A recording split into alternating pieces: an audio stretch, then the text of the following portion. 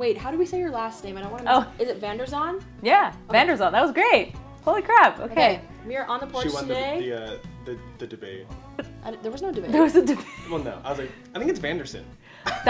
Everyone says Vanderzon or Vanderzone. Yeah. And I'm just like, all right, well. I think phonetically it looks the way it's supposed to be said, so.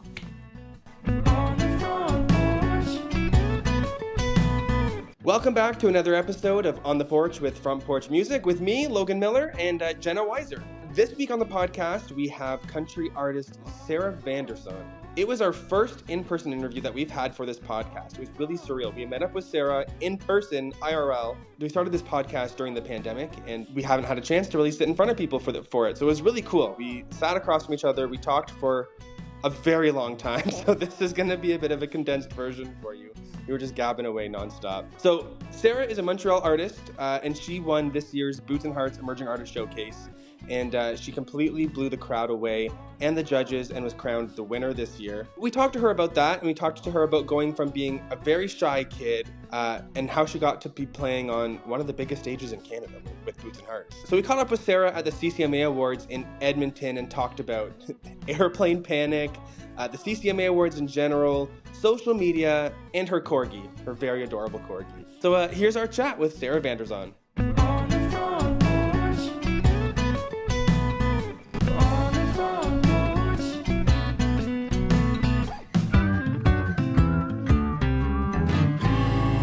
We're on the porch with Sarah Vanderzon. You are the latest Emerging Artist Showcase winner at Boots and Hearts. That's me, yeah. What's going on? What's going on? It's been crazy since Boots. I mean, everybody's kind of like been approaching me, people that I know, people that I don't know, and saying, oh, this is a big deal. This is, like now your career is really going to take off. And it really wasn't in my bingo card this year to do Boots and Hearts and win. Like that was just completely surprising in the best way. So it's just been wild. It's amazing. And ever since I've just been very motivated to post more on social media and just kind of engage with more audiences and talk with more people in the industry. So are you from Montreal? So I'm from the South Shore of Montreal. Okay. So South Shore, suburban, but even a little bit, I wouldn't say a little bit further. So I live in St. Bruno, and in St. Bruno there's a random road with just 7 houses, and that's where I grew up. And my wife and I just bought a house next to my parents, which is still a 5-minute walk, but a small little farmhouse on that street. And I'm just I've struggled. This is my favorite thing. I've always wanted to move into my childhood home, so I just moved next to it. For now. Yeah. Well, no, I mean, the other one's probably not affordable, so this one's good. Fair enough. Yeah. Fair enough. So did you grow up, tell us how you grew up, How I grew up? Yeah, the whole thing, were you musically inclined young? Did your parents force you to do something, and so you started to like it eventually? I was so shy, and there's a term that my parents would use for me, obviously when I was older, not when I was younger, but in French, it's j'étais vraiment pognée. So I was really I didn't want people to look at me, and I was so shy to start a conversation. I didn't have enough self-esteem. But my parents would occasionally hear me singing in the shower, or there's a video of me and I'm 5 years old singing some Madonna song, which I never listened to Madonna. And I'm I have a stick, we're camping, and I'm thinking nobody sees me, and I'm just singing music, and my aunt's what's going on? So I was very shy, but if the karaoke machine was in my godmother's basement and it was the same people, same environment every time, more and more I would sing. I would just sing. I'd be able to kind of show my talent, just to my close ones. And then slowly my parents were oh, we want to put her in singing lessons. I never wanted to do anything of that. And I don't know if they tricked me or they tried to, because they bought instruments for my brothers. I have 2 older brothers who are zero into me. Actually, no, that's not true. I have one brother who is into cooking and the other one is an actor, but he does do musical theater now. Okay. But back when we were kids, zero music, completely zero. My mom bought a guitar for one, a piano for the other. They took 4 weeks of music lessons, and it sucked. They did, yeah. So then I kind of just picked up the keys by ear. My parents were really impressed, and without kind of telling me, they were oh, we're gonna go meet this. It sounds really weird. We're gonna go meet this man in his basement with a piano. He was a really great guy. It's just fine. Don't worry. It really was For 5 years, I took piano lessons. Yeah, but I wasn't able to read. I couldn't read the notes, and I tricked them for 5 years thinking that I could read the notes. But I would just say, hey, can you just play this part again? And I'd pick it up right away. But then after a while, he realized, and he's like, you need to learn the theory. And then I was like, yep, I'm bored. Bye. Yeah. The theory is so hard. I did a lot of music theory when I was a kid. It's boring. Yeah, but the worst part is that I did it again in college. I got accepted. You chose to do it. Yeah, that's silly. What? Yeah, because I was like, ooh, maybe I can do this whole singing thing in college. And then I got accepted into, I'm assuming it's still a prestigious program at Vanier. I was in jazz. Oh. Crazy, yeah. Lasted 3 months. And then I dropped out because I couldn't sight sing. I don't know. It was just very difficult. The theory too. One of my first classes, my teacher said, writing music is a lot like math. And I was like, whoop, all right, there we go. No, you lost me. Yeah, and then that kind of like put a downer on my career. But that's, we can dive into that or other things. Up to you guys. Yeah. So. No, dive in. Dive in. Because you're still here and still a musician, so I am. It didn't. Yeah, end up bad. It's not like I've been playing professionally music, since college. Like I got a few gigs here and there at festivals, at like bars, restaurants. But yeah, like I went to school for those 3 months, and because in my head, I was like, if I can't go to school in music, how am I supposed to have a career in music? Because I was like, oh my God. Like we were raised like you go to school for what you want to be when you're older. Exactly. Yeah. So that was that very much destroyed me because I felt, academically challenged, and I was like, like now it's in the music and I can't even do that. So I kind of dipped in and out of the music industry, and I just picked up like random jobs. Like at some point I was working at Aerie, like American Eagle Outfitters, and I worked for an ice cream company for 5 years, but like where I just kind of traveled with a cart everywhere. Yeah, I know it sounds it was really that, and I'd be at these events like, why am I not singing? Like, but I would drive these big ice cream trucks, and I'd be writing songs, and then I'd be like on my voice memo, I'm like, okay, like this might be an idea, and I'd put it down. Then I quit that job, and then the pandemic hit, and that really just kind of, made me stop playing music, because I was like, well, I don't really know where my place is now in the world. And then I just, for a while, I felt like I was floating. Nothing was going on. I wasn't doing anything, though, to help myself either. And then I wrote a song called I Don't Know Myself at All. And it literally came out of nowhere. And when was this? 2022? And then I released it a year later. And it was really 2022 where I was like, okay, I need to stop working full-time at these random jobs. I need to like hyper-focus or forever focus on my music career and figure out how to get this going. So I I auditioned for the Quebec version, La Voix. La Voix. So I auditioned you would be for that. our third alumni from La Voix? No, from La Voix, but from the Voice franchise in general, 5th, I think? Maybe 6th. Oh my God. Maybe, yeah. Who are the, can I know? Lydia Sutherland was on La Voix. And, Trudy was on The Voice France. Right.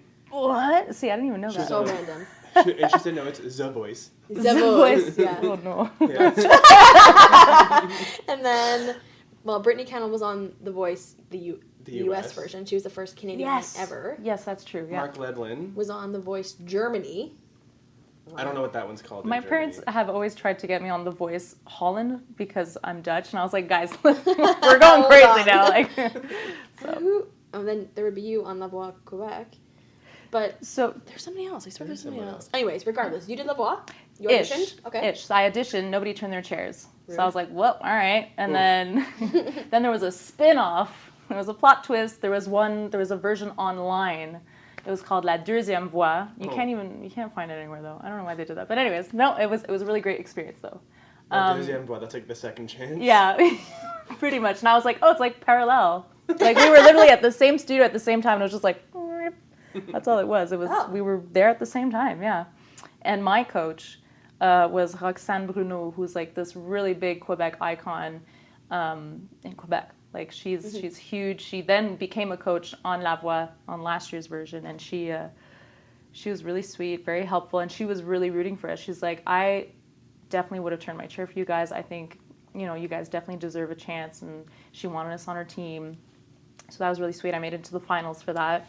But then it became like a whole voting thing. And I was like, I'm really terrible at being like, hey, vote for me. That's where I'm really bad at it.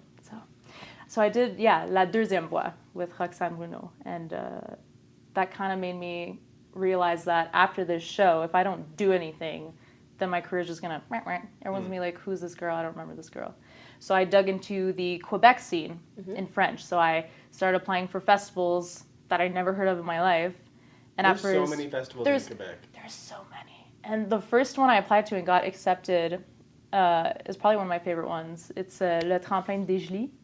And it's very close to New Brunswick. And basically you go there for a week, kind of like the CCMAs, but like toned down. So you go for a week and you go to all these like little seminars, you meet other artists. And I was in the cover song category because I wasn't very confident, there it comes up again, in my French writing. And then I won the cover song category, which I was surprised. And it gave me the confidence to write in French and then apply for another French festival where I was in the finals, top 4 in the singer-songwriter category. That was fun. That was great. But because of all the other talent I saw, I was like, I think the French scene is beautiful. I'm going to dip my toes in it, but I kind of want to expand. And then that's when I started applying to a bunch of other festivals and shows like Canada, mostly Ontario. And then I got Boots and Hearts. I also got another one in Toronto, North by Northeast. Is that? Yeah. So that was really cool too. I was very happy. So looks like manifesting works. Woo! So yeah, that's. There's been a common theme so far of like shyness. Like you said that you were really shy when you were a kid. Yeah. Didn't have the confidence to write in French. No. So when it went from being so shy when you were a kid, how did you kind of break through that to actually even be able to be in front of festivals? That's a great question. Because to me, that sounds like it would be a nightmare. A lot of people that I grew up with, when I was a kid, when they saw me on stage when I was like early 20s, they were like, oh my God, we could not believe that this was the same Sarah that we knew. And another way that I think my parents tricked me is they put me in a theater group. Smart. A theater group, and I was in it for 5 years, and that kind of helped me develop like the whole creative side and like, improv and just kind of like, I guess, letting my weirdness shine. I'm one of those people where once you get to know me, I get kind of like loosey-goosey, like I'm just, that's who I am. When I feel comfortable, I get to show more of my weirdness. And I think the music I really loved playing, and at some point I just told myself like, it's so easy. All I have to do is hide behind my instrument and sing. Like that was my shield, was my instrument. So the keys, forever, I would sing with my keys. I'd sing with the guitar finally when I taught myself. And when I had my instrument, it was like I could just hide. I was like, for some reason, I was completely hidden. And I was like, oh, it's perfect. Like this is like nothing can go wrong. And nothing did go wrong. I just kept doing shows and my stress levels would go down. And then at some point in the last couple of years, I'm like, it'd be fun to like maybe not play with an instrument. Maybe like I'm tired. Yeah, so I still have yet to do it, but that's funny. Theater definitely would help with that. Like I was put in theater too when I was a kid, and nice. It helps you find a personality. But Yeah. also like you learn to put on a different character. So like Exactly. you're on stage. I wasn't Logan. I was so and so. Yeah, you're playing a character. Yeah, it's You were Cottage Kid number 2. I was Cottage Kid number 2. I hate you. I love it. That was great. Okay. It was on a TV show. I was on a TV show when I was younger. What's the TV show?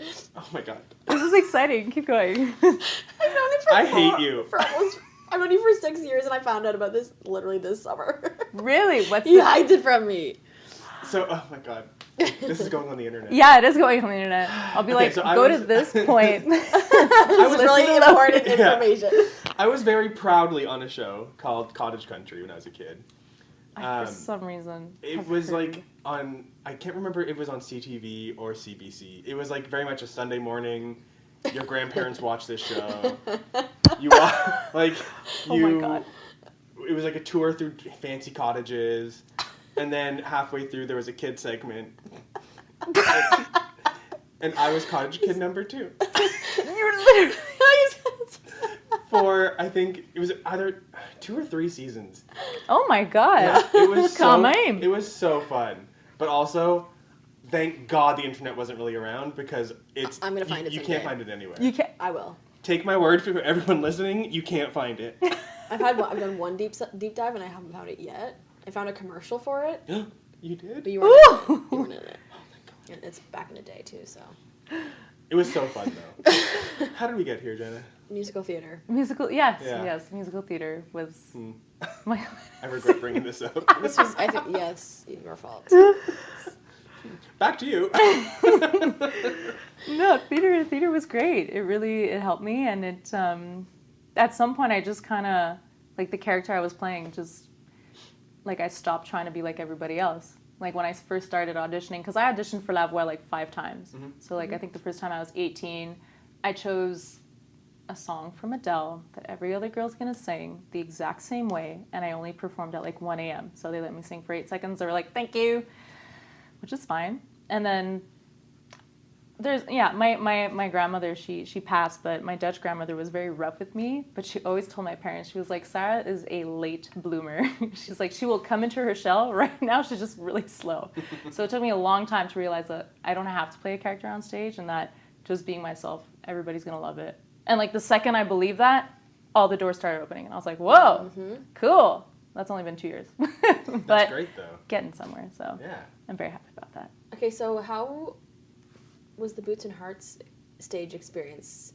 Like the first day, was there, as somebody who's been behind the scenes with everybody at some point, the nerves are high, everybody's like, what is going on? So how was your day there? My day there, I was nervous, but my the band, like they've already all played together, the 3 guys, for other artists, and they kind of know how this whole thing works, like playing festivals. And so they were just kind of like a safety blanket. They were just like, Sarah, like we'll go on at this time. We practice the songs. We're gonna nail it. We're gonna crush it. And even my drummer was like, we're gonna win. He was convinced. He's like, we're not just gonna go to this showcase and play and then go back home. He's like, we're in it to win it. Like there's no other option. I was like, that would be great. Let's manifest that. Mm-hmm. But still that could happen that we lose. And then while we were there, my band came a little later, and I was nervous, but only because I was afraid that I was going to pass the 10-minute mark. That was the only reason why I was nervous. Like I was in awe of all the other performers. I was like, this is incredible that we all get the chance to perform and just kind of meet new artists. And it was just the timer on the stage. That's the thing that stressed me out the most. Like the crowd was great. I trusted my guys on the drums, steel pedal, and bass. I trusted the tech crew. It was just that damn timer that really got my nerves up. I was like, You're just watching it slowly go down. Yeah. Thank God it didn't show, but I was just like, okay, like I saw I had like 12 seconds left at the end. I was like, okay, I need to like get my, like, thank you to my guys, and like, because that's really important for me. Thanking my bandmates, because they really push my music to a whole other level. Like I've played solo gigs so many times. It's great. I still love that intimate kind of like connection with the audience. But when you have your band, like they show up, they play for you. So I always have to make sure they get a little shout out. Love that. But the day, it flew by, first of all. It was just like, I blinked and I was like, oh, okay, we're evening. I hadn't eaten all day. I was just like, I was trying to eat though, but I had no time, or like, I didn't know where to go. So, no, it was great. And I met Stan. Mm-hmm. He's a great guy. Yeah. And then you went on, obviously, to be in the finalists. Yes. And then performed on the massive stage. Yes. How was that? So neither of us got to see it. Did you take the runway at some point, or did you stay back? I couldn't. I had to, no, because I had an instrument, my silly little, like, my safety. You were stuck, that's okay. That's where it got me. You were on a leash. The one you gave yourself. Pretty much, yeah. This is where, yep. So I wanted to do the little walkway, the runway, but there was going to be no way. I even almost tripped on my wire at some point. Yeah. So, but I wasn't nervous for that at all. The finale, leading up to it, I was nervous because we didn't know what song we were going to play until like an hour before. Oh, no. Because, long story short, the same weekend of Boots and Hearts, I booked a hometown gig But I had no idea I was doing boots yet. So I wasn't going to call them and be like, hey, I'm backing out. So I was like, we're going to have to do the back and forth. And then... The other finalists did that too. Yeah, that was pretty funny. Did you carpool? No, but we actually, on our way back, we were at the same en route. Oh my god. And I was like, oh my god, how long, like, have you been driving? He's like, oh, we've been driving for like 12 hours now. And I was like, oh, okay, no.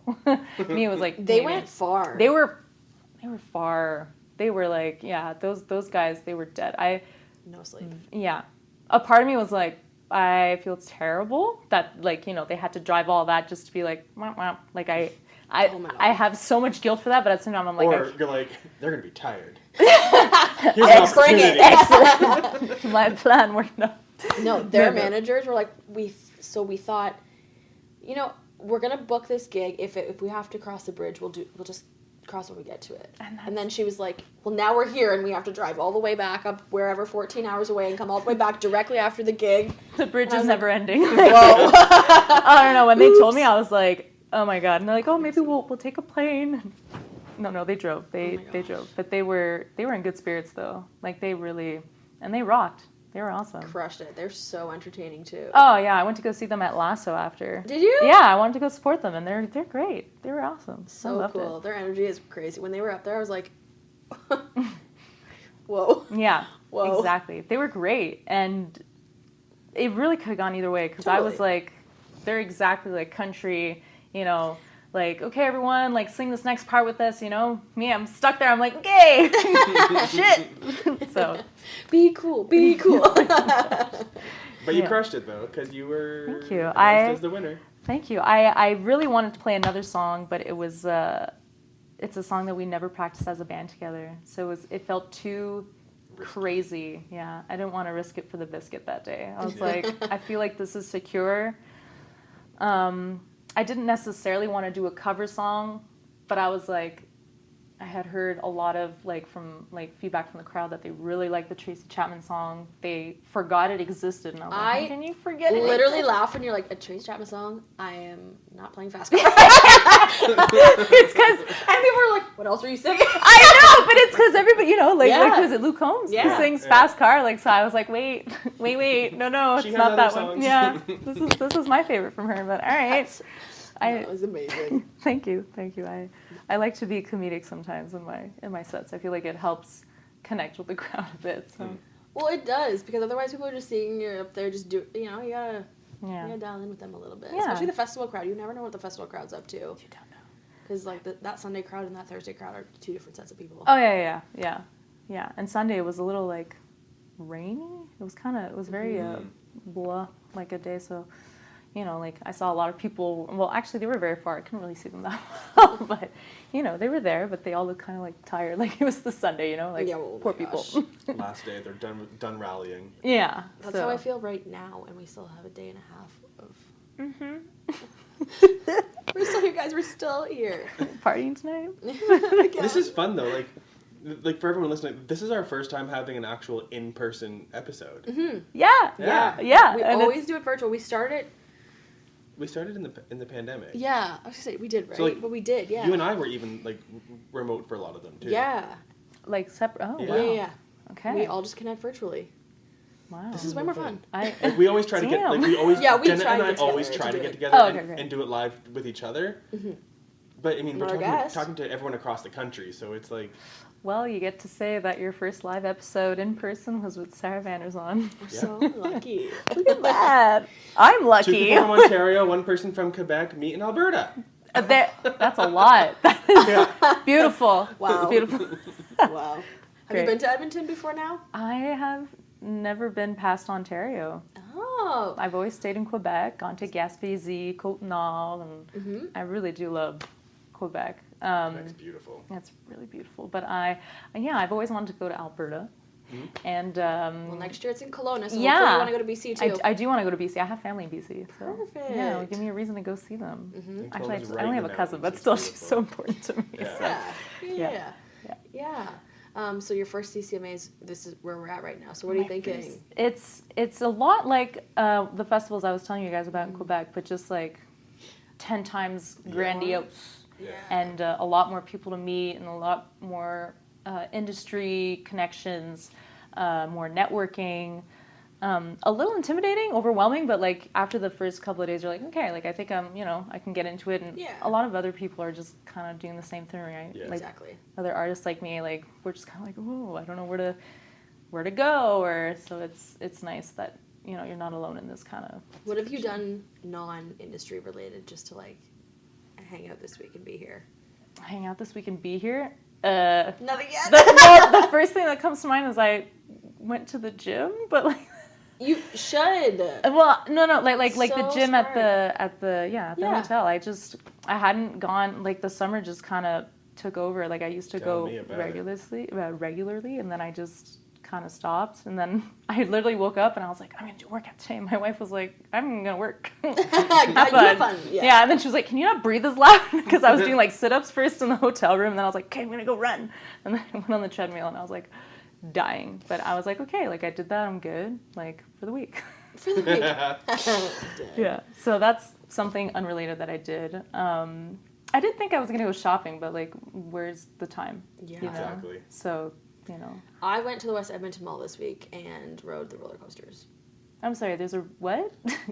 Yeah. There's a roller coaster in a mall? There's a roller coaster. I rode 2 and there's 4 of them. I heard there was a water park. There's a water There park. is. Oh, and there's a roller coaster. There's a skating rink. There's a skating rink. It's a big mall. There used to be, I might be making this up. I think there used to be a dolphin show at some point. Oh my god. In the mall? I don't think that happens anymore, or it never did happen, and I just thought it did. It's called Marineland. That's in Yeah, no, Ontario. we don't want that. We don't like Marineland. Oh man. Wait, where's West Edmonton Mall? Where is this? I don't know. I was it's near probably in it. West Edmonton. I don't actually know. Like, this is Edmonton. Where is this east? Or are we west already? I think Are we're we down. just in We're the in the middle? middle.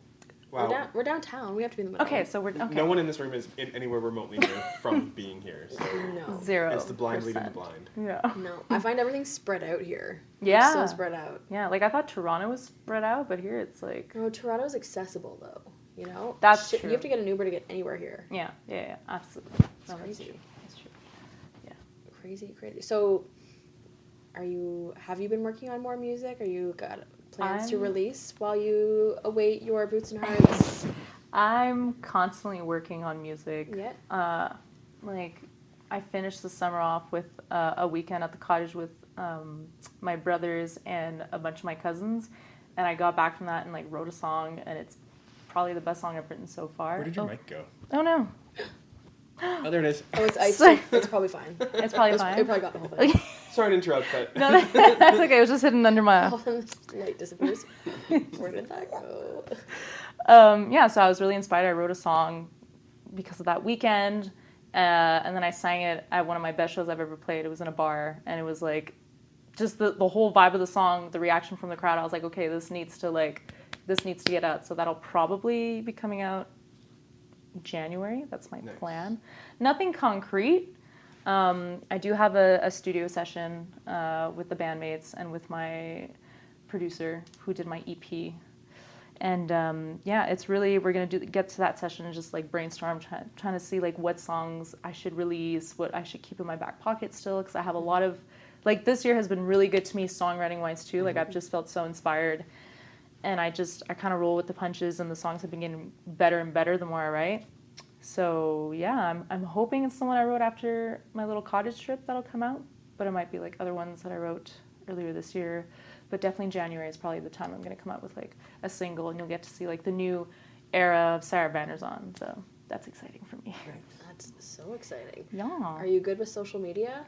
Are you getting better with social media? I'm getting. Okay. I saw your face and you're like, not good, but I'm getting better. Good. That's like one of the things actually I learned from deuxième voix.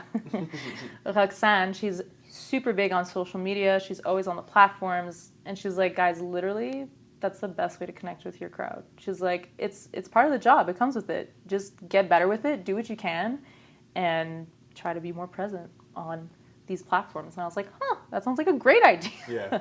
Easier said than done sometimes. Yeah, for sure. Some days I'm like, I don't want to do that. You gotta find like content that like you're cool with too, like to really like be able to connect with people. Absolutely. And to like work 2 hours to put out a 30-second thing kills me. So sometimes I do it and I'm like, I don't like I don't like how it's working out, and I'm like, oh well, that's done. But I usually try to spend like 10-30 minutes on like videos, and I've always loved editing. I did go to college in cinema, so I did a lot of that's convenient. Yeah, I was still a terrible student though. I only edited on iMovie, but I still won at a festival, which anyways, it was another Sarah.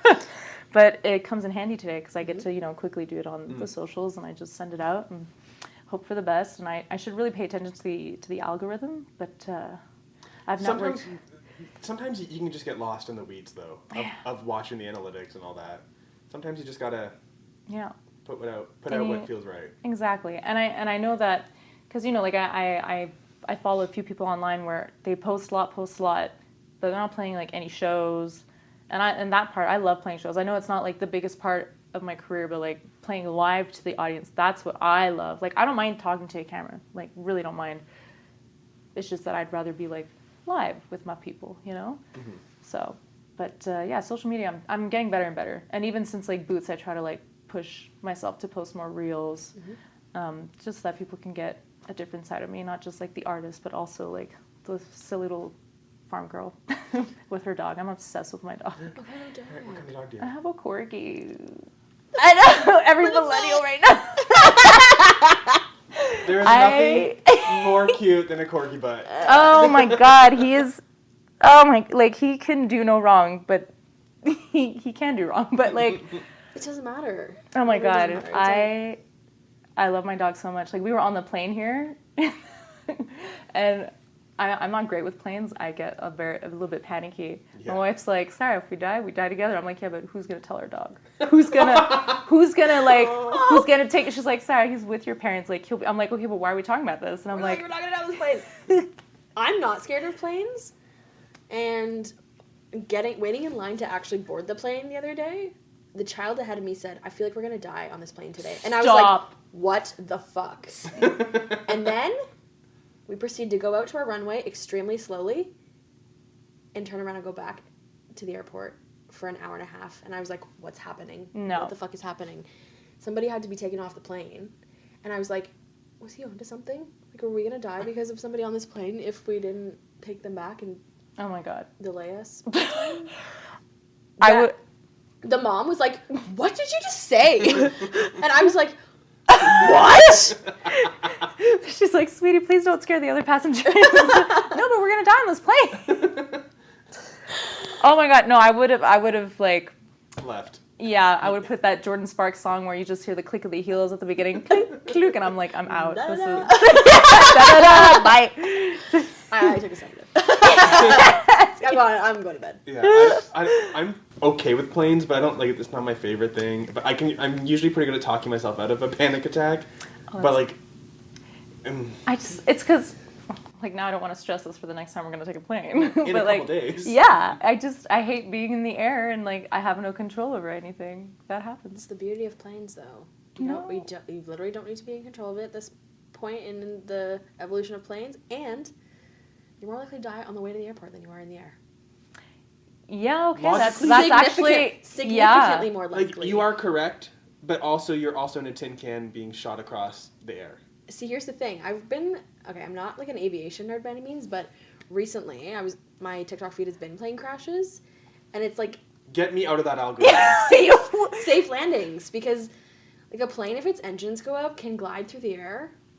I've watched some crazy plane landings, and some of them are probably AI like showing how it would have happened, and there's those ones that have like just, but there are so many instances in which your plane is going to have an issue and land safely that it's just... We have to change the topic. Yeah, now it's going to show up on our phones. You get that? Yeah. Like next time we're on TikToks, be like, look at this airplane. Yeah. Like look, land it's beautiful safely. Landing with no engine. Half on fire. I could cry right now. Sorry. We're all gonna Emotions have are nightmares. extra high when we've all been drinking too much this weekend. I'll say that. Sleep deprived, Oh my god. Oh my god. Oh jeez. Okay. I don't know how to transition. Neither do I. Let's. We were talking about my dog. I don't know. Oh right, it got to the plane. That was my fault. That was your fault, and then I just had to overshare. Love that. Yeah, no. We were talking about my dog and how he's literally the best thing in my life. My wife too, but my dog. Dog trip. Every time. Yeah, if I could bring him, like he'd be here with us, and he'd just lie there and ignore you. He's very independent. I would not let him ignore me. No, I would be ignoring He's got both of you. Right. He's got the biggest stink eye, like the biggest stink eye, and you're just like, I love it. It's my favorite thing. Like I feel like corgis have big personalities, do they not? They do. For some reason, I was obsessed with corgis for years and years, and I finally got one. I was like, oh my god, they're really exactly what the people say they are. They shed a lot, and they've got little attitudes. But I love him little attitudes. And big bums. Yeah. Yeah, and he wiggles his whole butt, you know? Like, it's so cute. I love it. I love it. If anything, he's the star. I'm just like... You're just getting him a stage. Yeah, Maybe like Riley Green has a corgi and he brings him out on stage sometimes. I would love to. I'd have to see how he feels about that. He'd probably be very shy, but he's like, whoa. I mean, just bring his bed out and then he'll just give the audience the stink eye. He will. He'll just be like, stop clapping. I'm sleeping. Yeah. Imagine your dog just having a nap on the stage. Well, when I play music, he jumps on the couch and he like sits right next to me and falls asleep, and I'm like, aww. Cute, but also is this boring? Like, what is this bad? Or yeah, so a lot. Your toughest critic, your dog. Yeah. Sarah, where can people find you on the internet? They can find me on Instagram, TikTok, Facebook, definitely not Twitter, Spotify for my music, Apple Music, Amazon. I have an EP that I released last year in spring called Same Sad Eyes. Mm-hmm. That's very folk, pop, and country. Mm-hmm. A very big blend of the three. And that's pretty much where you guys can all find me online. Do you have more shows coming throughout the fall and winter? I have like 4 confirmed shows. Right. So I have all in my area though. Nice.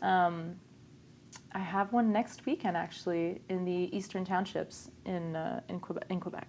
Yeah, in Montreal. Montérégie. Yeah, Eastern Townships. So I have a show there. I'm part of a festival. They wanted me to close the festival. They're like, oh, you're going to be like... They even wrote Rising Star Sarah Vanderzon. I was like, ah! That's me. Me? So that's beautiful. That was really sweet. And then I'm playing like a very intimate show at a cafe in Montreal. I think it's called Café Le Big Trouble.